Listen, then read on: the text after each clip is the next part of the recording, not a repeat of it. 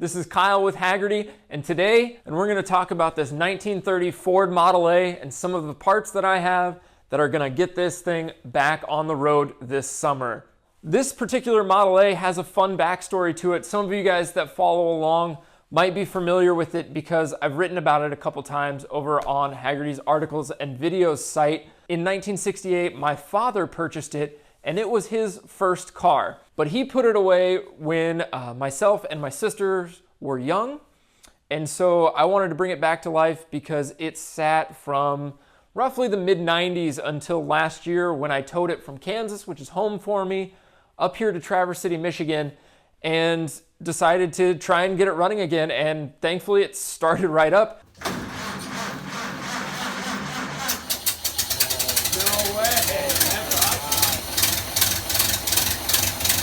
It was amazing. We had a whole gathering of people last fall when we could still have a gathering of people to start it up and run it for the first time. And we decided, you know what, we'll go for broke and see if it'll drive.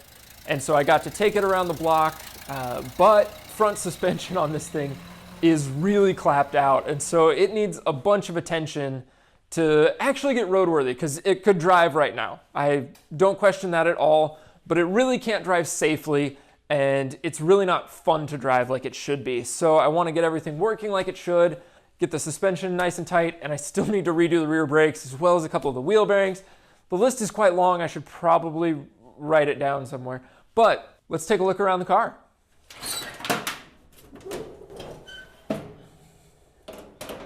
Now, this is the original 200 cubic inch, 40 horsepower, inline four. There's not a lot special going on here. It's pretty much bone stock. Dad left it alone. He just enjoyed driving it. We put some fresh gas in it and it fired right up last fall, but it's just not running right. I believe it needs more advance, and it also still has a massive exhaust leak from this union between the exhaust header coming off the block and the exhaust that runs out to the back of the car. I tried fixing that in the fall. It didn't work. I think the exhaust pipe needs to be replaced, but we'll take that apart here in a bit.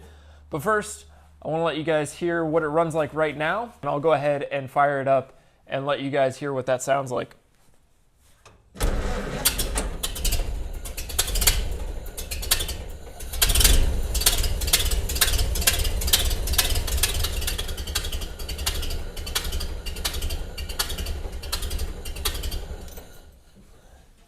So that gives you an idea of just exactly what I'm working with here and what I'm going to dive into most likely the rest of this week, taking some of this apart and getting it running a little bit better and seeing just if I can get it ready to drive a little bit more and run a little bit more reliably.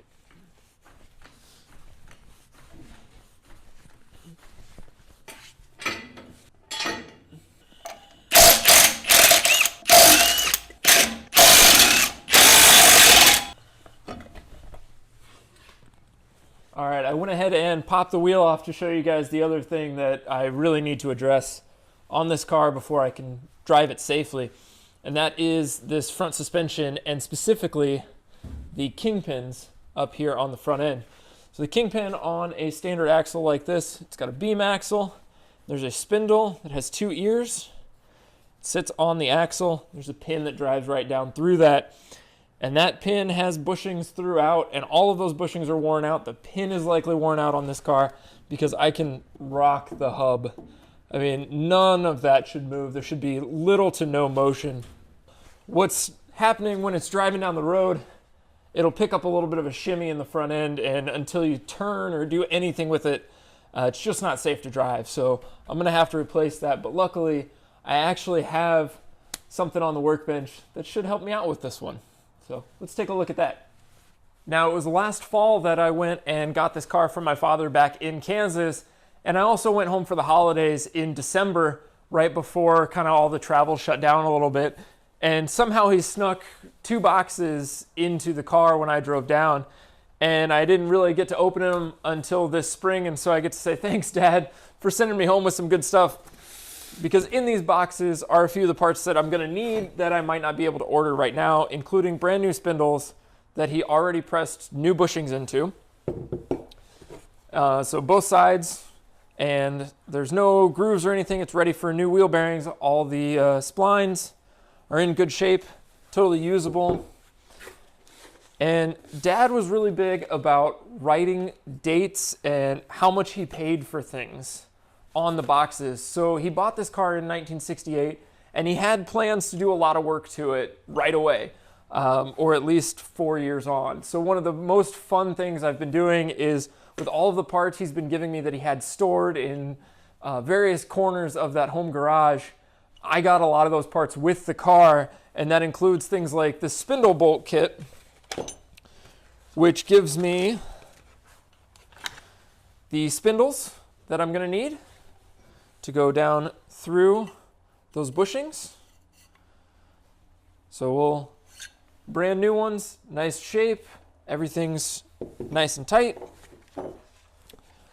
All of the felt washers and caps that I'll need, all of the pins that wedge everything together. And part of the fun of this here is you can see Dad wrote on there, Rick's Model A parts. He bought it in 1972 and he paid not yet $9. And so these parts are still good.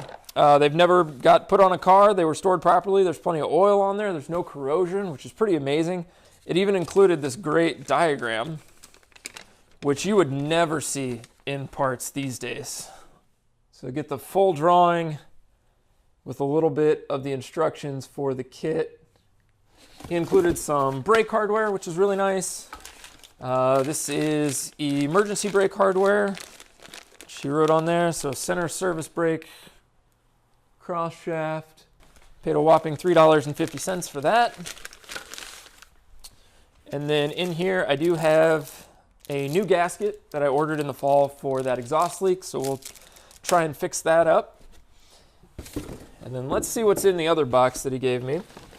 So this is the window regulator for the driver's side, which happens to be broken in this car. You kind of only have the down position or the up position with a chunk of wood that I cut and put in there. But this one's got good square winder on it. The spring's in good shape. All the gears are in nice shape. You can see it's made in Argentina, back when that was where some of the repop parts were being made.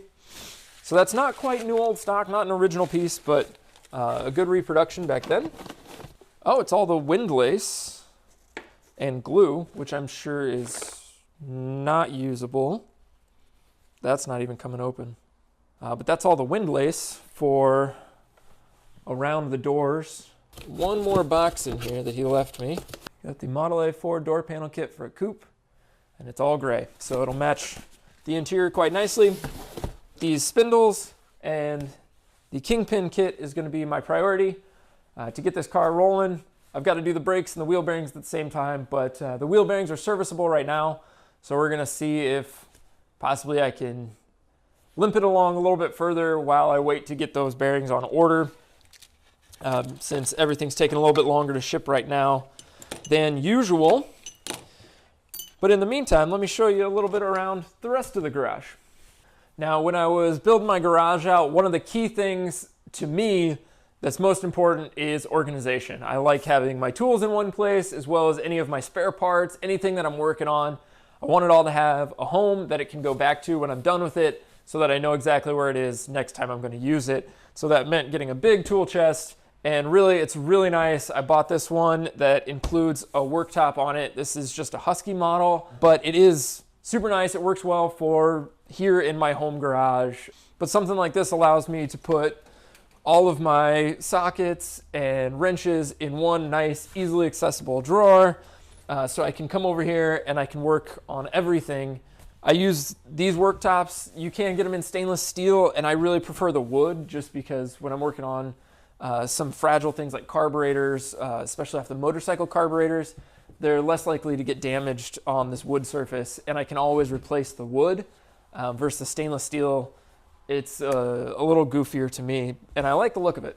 But I've got a nice 6 foot of worktop here, and then I've got another 8 feet of worktop next to it. So I've got a good long workspace that I can spread things out if I need to, draw diagrams on the top of the table. If I'm taking a carburetor or a transmission or something like that apart, I can label things directly on this work surface, which is really nice. And I've got 2 cars and a handful of motorcycles in here, so I'll have to apologize that everything's tucked in a little bit, but you can see I've got my trusty 1965 Chevrolet Corvair.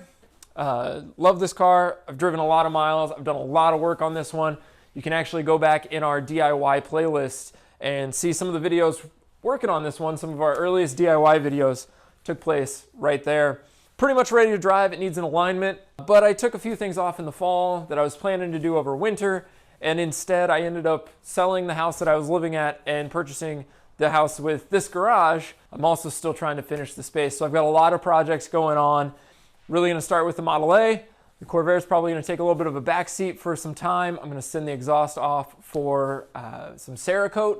I've got the 1977 KE 175 Kawasaki, and then a trusty 1989 XR250. This bike, I just rebuilt the top end on it, and I just took it out on its first trail ride the other day.